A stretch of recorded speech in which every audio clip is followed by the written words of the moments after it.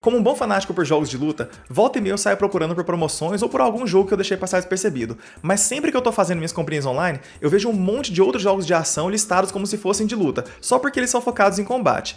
E não é só nas lojas online que eu vejo essa confusão acontecer. Não é de hoje que o termo jogo de luta tem interpretações diferentes e gera confusões e até algumas polêmicas, como quando Sifu concorreu ao prêmio de melhor jogo de luta no Game Awards de 2022. Por isso, hoje eu queria levantar aqui o debate sobre o que eu acho que define os jogos de luta como um gênero, por que esse termo causa confusão e por que eu acho importante que isso seja discutido. Inicialmente, eu preciso deixar clara a definição de gênero de jogo que vai ser usada nesse vídeo, porque no próprio meio acadêmico, gênero pode ter diferentes interpretações, envolvendo elementos como gameplay, tipo de tecnologia utilizada, características visuais, narrativas e até o contexto socioeconômico no qual um jogo foi feito. Para nossa análise aqui, quando eu digo gênero, eu me refiro especificamente a convenções de jogabilidade. Ou seja, o gênero de um jogo pode ser quebra-cabeça, RPG, tiro, etc. Já quando eu quiser me referir à narrativa ou estética de um jogo, eu vou chamar isso de tema. Levando em conta que os jogos se diferenciam de outras mídias principalmente pela sua interatividade e pelo fato de que o mesmo gênero de jogo pode ter diferentes temas, eu acho que essa distinção é fácil de entender e fica mais adequada para a nossa discussão. Mas vamos lá, para traçar as raízes da confusão em definir o gênero de luta, a gente precisa voltar para o final da década de 1970, quando começaram a surgir os primeiros jogos com algum tipo de combate entre personagens. As mecânicas deles ainda não eram bem padronizadas, com jogos apresentando diferentes sistemas de pontuação e formas de se mostrar os personagens na tela. Por exemplo, Heavyweight Champ, um jogo de boxe, possui a câmera mostrando os lutadores de lado. E Warrior, que era um jogo de luta com espadas, apresentava uma visão de cima para baixo. Ou seja, o elemento mais comum a esses jogos era sua temática baseada em esportes de combate, enquanto o gameplay estava longe de ser algo uniforme. Com a popularização dos filmes de artes marciais na virada para os anos 80, começaram a surgir jogos focados nos estilos de luta orientais, como Karate Champ, que ajudou a estabelecer algumas convenções do gênero, como a perspectiva lateral dos lutadores e as partidas bônus entre as lutas. Ao mesmo tempo, o clichê dos filmes de ação de ter um protagonista que consegue derrotar vários inimigos sozinho deu origem a jogos como Kung Fu Master, no qual você controla um lutador que derrota ondas após ondas de inimigos. Assim, surgiu o gênero Beat'em Up, que aqui no Brasil também é conhecido como briga de rua, termo que leva em conta o tema dos jogos mais populares do gênero, como Streets of Rage e Final Fight. Porém, foi aí que veio a primeira confusão. Por muitos anos, muitas publicações em inglês usaram os termos Beat'em Up e Fighting Game como sinônimos. E realmente, no início era difícil diferenciá-los, já que muitos jogos de luta mais antigos pareciam beat'em ups nos quais você só enfrenta os chefes. Por exemplo, Yie Kung Fu é claramente um jogo de luta, e popularizou elementos como a mistura de botões direcionais para dar diferentes golpes, bem como o sistema de barra de vida dos lutadores no lugar de lutas decididas por pontos. Mas ele só é jogável por um jogador, o que não se encaixa nos padrões dos jogos de luta atuais, que costumam ser multiplayer. Porém, em poucos anos, os beat'em ups e os jogos de luta foram se divergindo e se consolidando separadamente. No caso dos jogos de luta, o divisor de águas foi Street Fighter 2, porque a partir do seu sucesso, muitas empresas lançaram jogos copiando suas mecânicas e elementos visuais, e isso acabou sedimentando as principais características que definem o que é um jogo de luta até hoje. Aliás, gêneros geralmente surgem assim. Um jogo faz algo de sucesso, todo mundo copia a fórmula, e se essa fórmula for diferente o suficiente do que existia antes, ela acaba ganhando vida própria. Por exemplo, no começo dos anos 90, era muito comum ver o termo Doom Clone ser utilizado para se referir a qualquer jogo de tiro em primeira pessoa, e só depois que outros jogos com o mesmo tipo de gameplay foram fazendo sucesso e perdendo a alcunha de serem meras cópias de Doom, que o termo First Person Shooter passou a ser mais utilizado.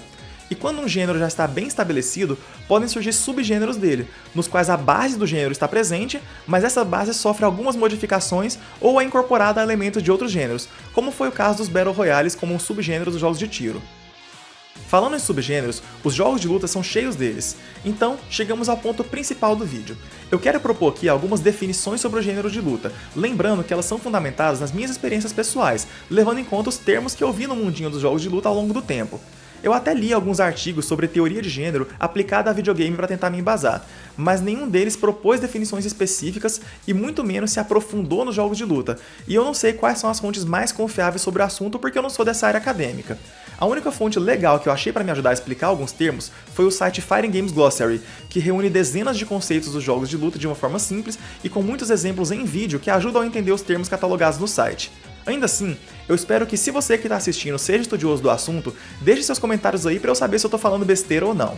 Mas vamos lá, Pra mim, o básico que todo jogo de luta deve ter é um sistema de jogo focado na luta entre dois personagens, diferente dos beat'em ups, que colocam os jogadores para enfrentar vários inimigos controlados pela máquina. A partir disso, eu já posso definir o que é um jogo de luta tradicional. Usando Street Fighter 2 como principal exemplo, jogos de luta tradicionais são aqueles em que os personagens têm uma barra de vida, as partidas são definidas em rounds e a câmera mostra os personagens por um ângulo lateral. Os jogos tradicionais podem ser divididos entre 2D e 3D, e no caso eu não me refiro aos gráficos, e sim à locomoção dos personagens e como é feita a detecção dos ataques. Um jogo 2D é aquele em que a movimentação é restrita a duas dimensões, ou seja, você pode se locomover para a esquerda, direita, para cima ou para baixo. Além disso, nos jogos 2D, as hitboxes e hurtboxes, ou seja, as regiões nas quais o impacto dos ataques é detectado, são bidimensionais. Eu acho importante deixar isso claro porque hoje em dia, muitos jogos 2D possuem gráficos tridimensionais, sem que isso tenha influência na jogabilidade. Por sua vez, jogos 3D tradicionais, como Virtua Fighter, se diferenciam dos jogos 2D pela possibilidade de se locomover em 3 dimensões, o que tem impacto na interatividade dos personagens com os cenários, e pela presença de hitboxes e hurtboxes tridimensionais, fazendo com que os ataques possam ser detectados em ângulos diferentes, o que pode interferir nas propriedades dos golpes. Vale lembrar que alguns dos primeiros jogos 3D até têm mecânicas envolvendo 3 dimensões, com a possibilidade de rolar no chão ou de dar golpes que deslocam o oponente para os lados, mas como alguns deles não possuem formas de se locomover livremente pelo cenário, eles se comportam mais como intermediários entre jogos 2D e 3D. Porém, eu não vou colocá-los em uma categoria separada dos jogos 3D, porque as hitboxes desses jogos ainda são tridimensionais, e porque eu acredito que o fato de eles serem rudimentares não é o suficiente para diferenciá-los tanto assim dos seus sucessores. Agora, uma mecânica de jogo que eu acredito ser suficiente para definir um subgênero é a possibilidade de usar diferentes lutadores no meio da partida, seja alternando os personagens, como em Tekken Tag, ou usando um outro lutador para te ajudar no meio das lutas com assists, como em Mortal Kombat 1. Muitos desses jogos possuem as duas mecânicas simultaneamente, como em Marvel vs Capcom, por isso eu achei justo mantê-los na mesma categoria, que pode ser chamada de Team Fighters em inglês, ou jogos de equipe se traduzirmos para o português.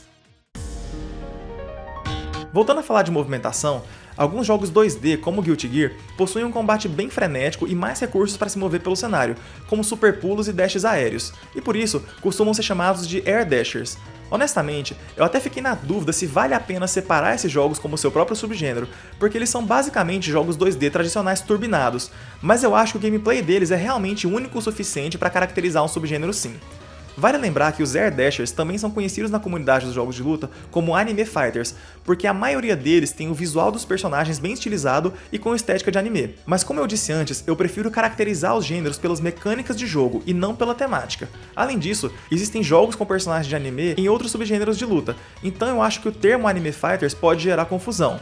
Aliás, hoje em dia, a maioria dos jogos de luta baseados em animes são de um subgênero dos jogos 3D, os Arena Fighters ou jogos de luta em arena, como o Naruto Ultimate Ninja Storm.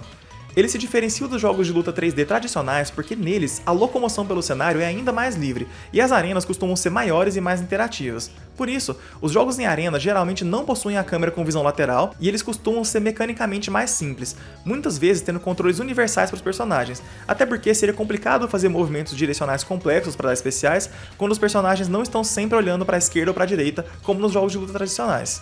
A maioria dos jogos de anime shonen segue essa fórmula, e eu acho que isso faz muito sentido, já que jogos mecanicamente mais simples permitem a inclusão de mais personagens e são menos intimidadores para o grande público, o que é ótimo quando se está produzindo um jogo licenciado. Infelizmente, é justamente essa simplicidade que faz com que esses jogos sofram um certo estigma. É comum ver pessoas online falando como se jogos de arena fossem inferiores, ou dizendo que eles não são jogos de luta legítimos, mas eu acho essa visão limitada e prejudicial para uma comunidade que já é nichada. Porém, eu acho que nenhum subgênero de luta sofre mais estigma do que os Platform Fighters, ou jogos de luta em plataforma. Como o nome diz, a principal característica desse subgênero é o fato de que as partidas se passam em plataformas, e geralmente o objetivo principal desses jogos é jogar os oponentes para fora delas. Além disso, a locomoção neles é parecida com a de jogos de plataforma single players, como Super Mario Bros., tanto que os personagens não ficam automaticamente virados para os seus oponentes, como acontece nos jogos de luta tradicionais. Por muito tempo, os jogos desse subgênero foram chamados de Smash Clones, deixando claro que eles se inspiraram em Super Smash Bros., que foi o primeiro jogo extremamente popular do tipo, e que virou a base para o subgênero. Ou seja, o primeiro preconceito com esses jogos foi o de que eles eram todos cópias de Smash. O segundo é que, assim como os jogos de arena, eles não são vistos como jogos de luta de verdade por uma galera que se fecha nos jogos mais tradicionais e considera os jogos de plataforma como casuais ou infantis. Mas a realidade é bem diferente, já que esses jogos são sim cheios de nuances e exigem uma execução absurda para se jogar em alto nível, fora que a comunidade competitiva deles é muito ativa. Ainda assim, mesmo que os jogos de plataforma não fossem competitivamente viáveis, eles ainda seriam jogos de luta como qualquer um, porque as mecânicas principais de jogos de luta estão lá. Bom, e falando em competição, como ficam os jogos de boxe que eu citei mais cedo? Na minha opinião, eles podem ser enquadrados tanto como jogos de luta quanto como jogos de esporte, então dá pra pensar nos jogos de combate esportivos como mais um subgênero. Nesse caso, eles se diferenciam dos outros jogos de luta por terem suas regras e mecânicas baseadas nos esportes que eles representam, como o boxe ou MMA, e na sua maioria, eles se comportam mais como simuladores, apesar de alguns jogos de esporte terem elementos fantásticos ou temáticas cartunescas. E por último, eu queria falar dos jogos de wrestling ou luta livre, porque geralmente é possível ver esses jogos classificados tanto como de luta quanto de esporte. O gameplay dos jogos de wrestling gira muito em torno da interatividade com o cenário, seja com as cordas e cantos do ringue ou com as armas que podem ser encontradas pelo cenário. Além disso, assim como no wrestling da vida real, as regras das partidas nos jogos de luta livre podem variar muito, o que permite que eles tenham muitos modos diferentes. Ou seja, os jogos de wrestling possuem elementos tão próprios que não seria errado considerá-los até como um grande gênero à parte. Eu acho que eu consegui resumir aqui o que eu acho que define os jogos de luta em geral, mas vale lembrar que um jogo pode ter elementos de mais de um subgênero. Por exemplo, Dragon Ball FighterZ é um jogo em equipe e um Air Dasher ao mesmo tempo. E é claro, como eu disse antes, é possível misturar um gênero de luta com outros gêneros, como em God of Rock, que mistura luta com jogos de ritmo. Mas por que eu acho importante trazer todas essas definições? Bom, eu acredito que, como qualquer mídia, entender esses diferentes gêneros nos ajuda a conhecer as influências por trás dos jogos e o que esperar deles, e nos dá repertório para fazer comparações entre eles, garantindo análises mais completas e críticas mais justas. Além disso, é conhecendo os padrões que a gente sabe quando a gente está diante de algo inovador. E acima de tudo, eu adoro me aprofundar em qualquer assunto relacionado a jogos de luta, e eu queria dividir minha empolgação aqui com vocês. Mas agora eu quero saber o que vocês acharam dessa dissertação toda. Digam aí nos comentários se vocês concordam ou não com as minhas definições, e se eu deixei algo importante de fora. E é claro, caso sejam novos por aqui, não se esqueçam de deixar um like e de se inscrever no canal. Até a próxima!